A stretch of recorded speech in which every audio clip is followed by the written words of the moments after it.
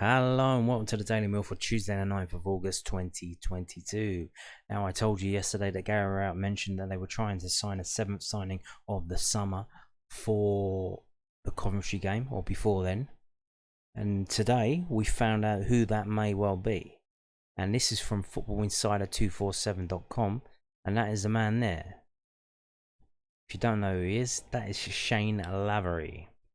So, Millwall in advanced talks to sign Blackpool star Shayne Lavery. Millwall are in advanced talks to sign Blackpool forward Shayne Lavery, sources have told Football Insider. Now, Football Insider, they got Charlie Cresswell right, they got Jamie Shackleton right, they got those right. I think there was one more that they did get wrong, but they were right on those two. Lions manager Barrow has made the Northern Ireland International 23 a top target and is close to securing an agreement. Lavery, who is in the final year of his contract at Bloomfield Road, has started the opening 2 games of the Championship on the bench.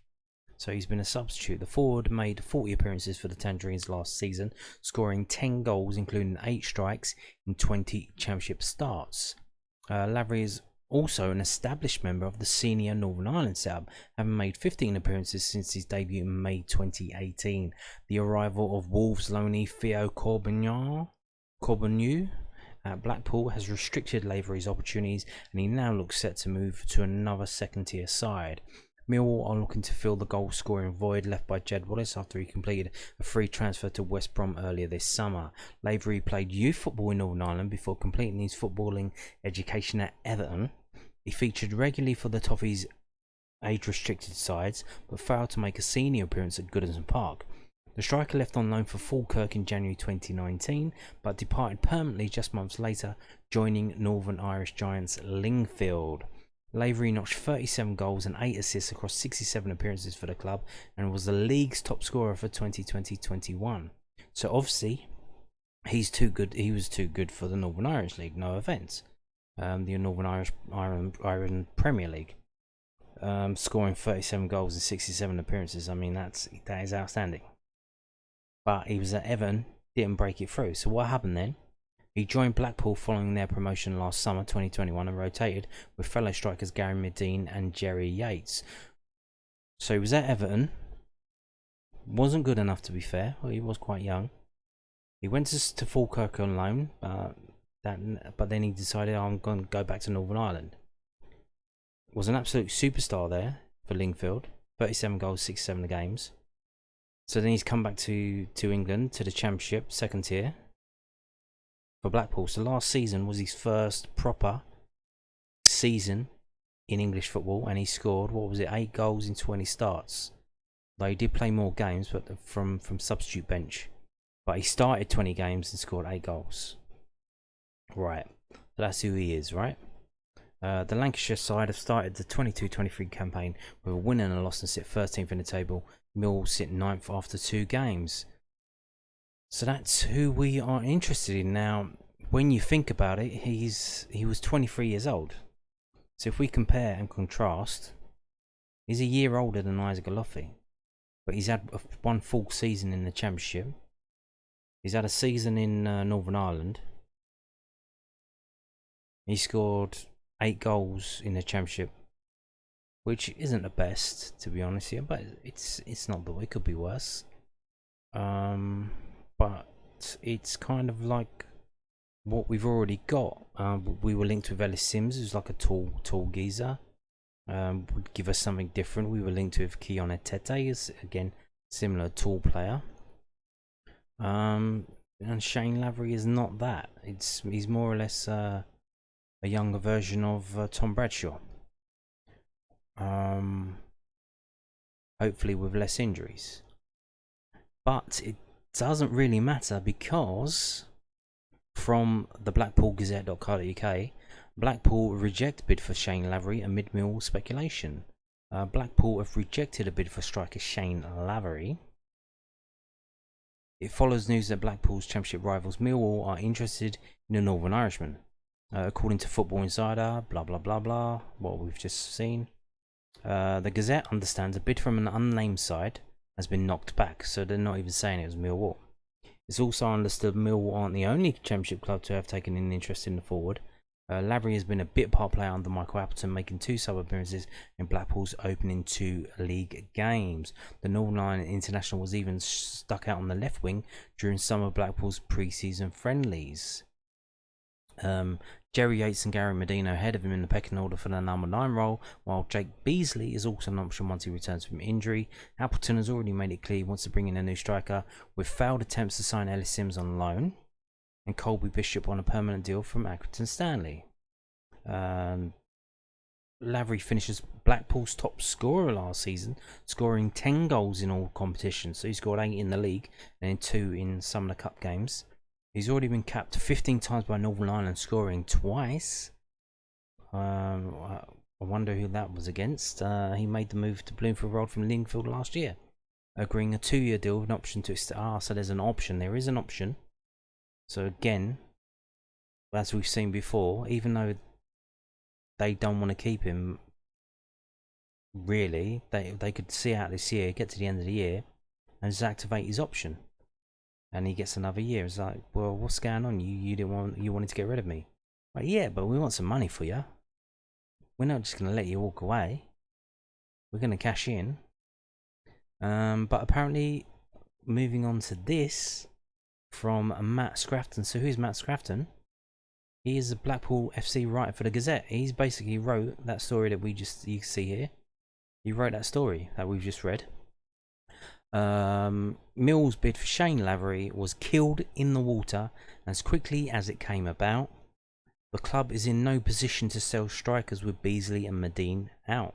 So they have 2 injuries now. Medine is out as well, because he actually started in today's game. They played in the Carabao Cup first round today against Barrow. They were at home to Barrow.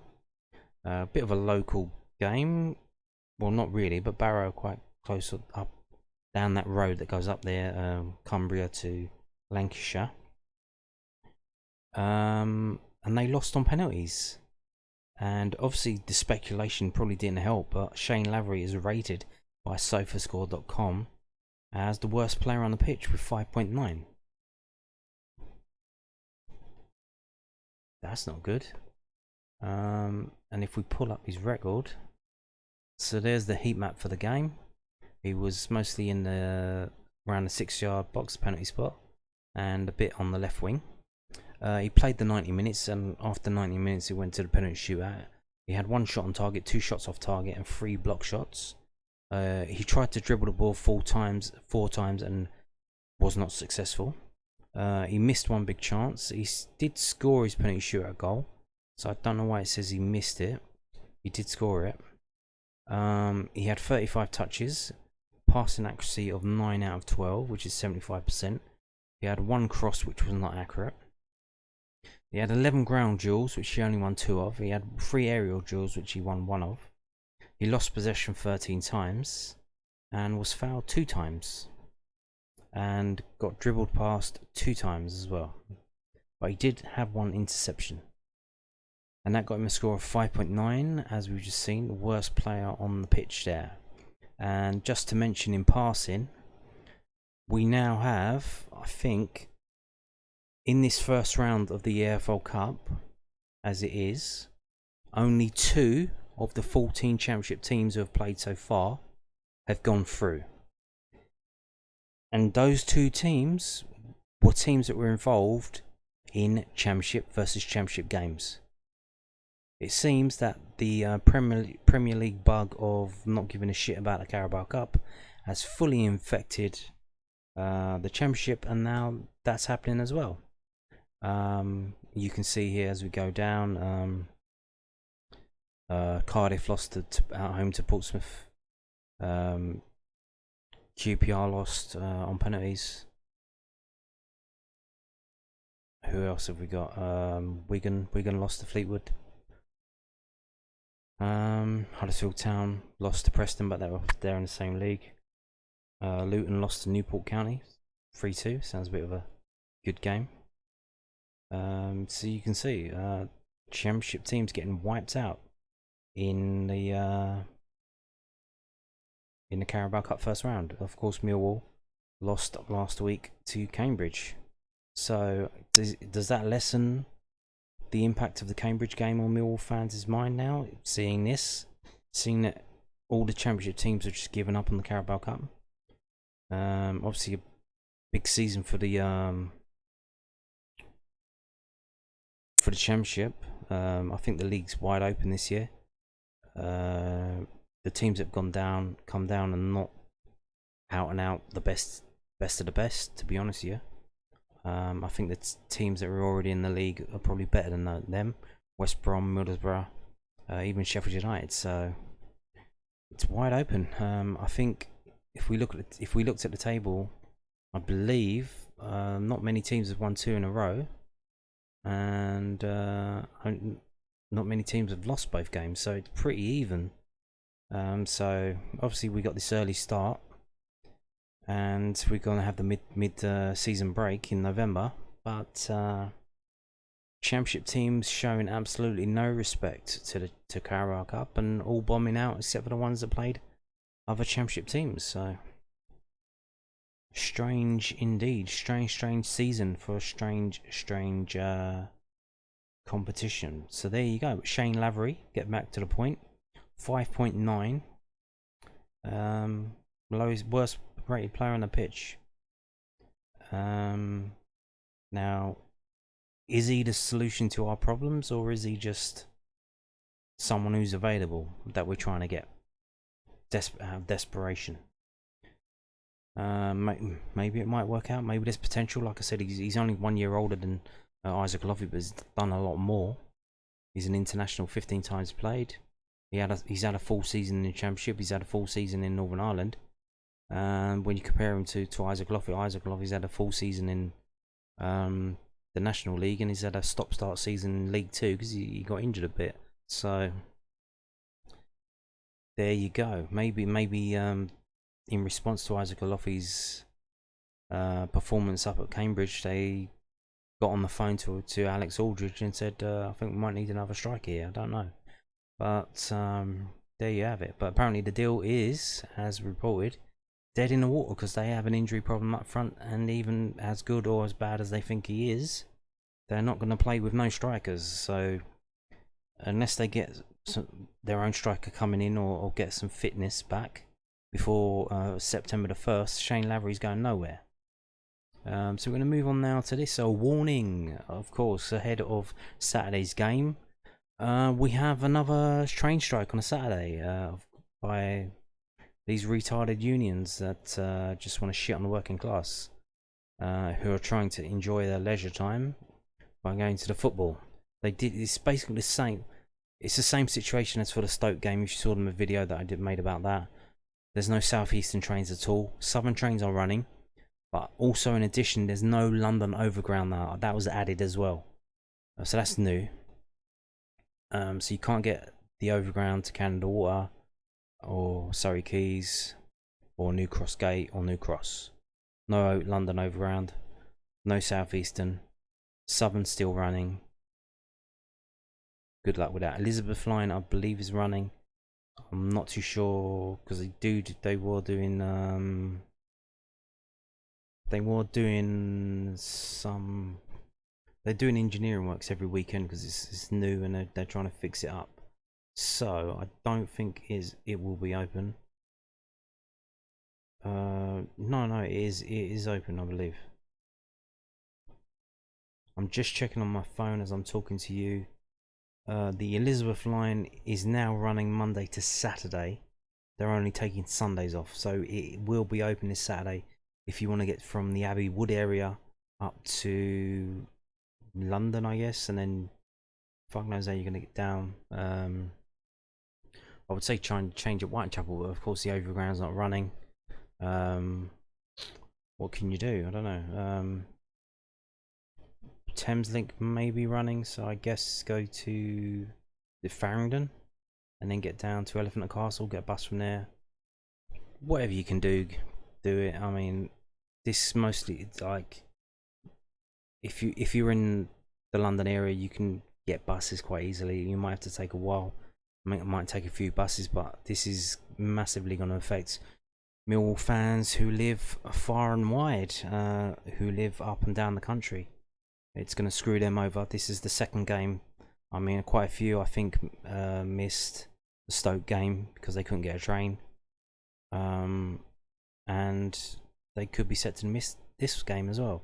Which, when you think you've paid for a season ticket, and two of the games have been knocked out because of the scumbag train drivers trying to get a pay rise on the £70,000 a year they already earn, when a lot of people haven't got two pennies to rub together, kind of rubs people up the wrong way. But it is what it is, isn't it? Just got to do all the best we can. And furthermore, it says here, this piece from millwallfc.co.uk, if you're travelling to the game by car, then please know that Evelyn Street and Creek Road will be experiencing extensive roadworks this weekend. So drivers are advised to avoid the Deptford Greenwich area on their journeys to and from the Den, or I guess leave extra time, which is fantastic, isn't it? I don't know what the hell is going on, but I've seen roadworks all over the place this August, this past couple of weeks. They're digging up the roads all over the fucking place. I don't know what's going on.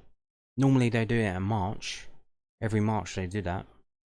Even like roads they've already dug up, they just dig them up again because they've got to use their budget. But apparently, yeah, they're just doing it in August now. I don't know if they got extra money from COVID or what they're doing, but yep, they're digging up the roads all over the place, so that's going to be fun as well. So there you go, Mill giving you a warning there ahead of the game. Plenty of warning, giving you 4 days notice, so there you know. There you go, and there you know. And Millwall FC has also announced new stadium tour dates. So, a new batch of stadium tour dates are now on sale. Step into Millwall history, experience the magic within, walk the path many Lions legends have taken, and feel the passion in SC16 on our 1-hour guided tour.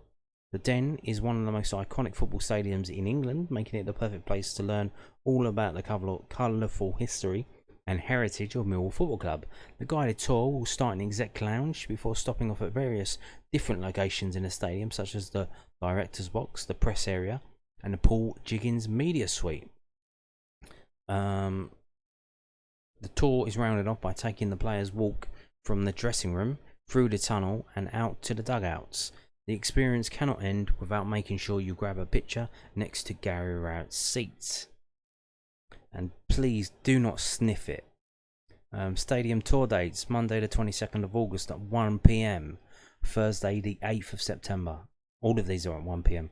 Friday the 30th of September, Friday the 14th of October. So there you go. If you want to book it, non-season ticket holders, it's £15, £10 for concessions, and £8 for under 18s. If you are a season ticket holder, you get a discount of £2. But this discount does not apply to junior tours. I think all of the ones up here are just stadium tours. So that's not junior tours. They do a junior tour that's kind of geared towards the kids, and you need to have a kid to go on it. So for this one, you can be however old you want to be. So yeah, and you can do it by, I believe, going to the ticket office. Yeah, go to the online ticket office, Mill Tickets, or just go to the ticket office in person, or you can even call the telephone number. So there you have it. And on that note, thank you for watching, and goodbye.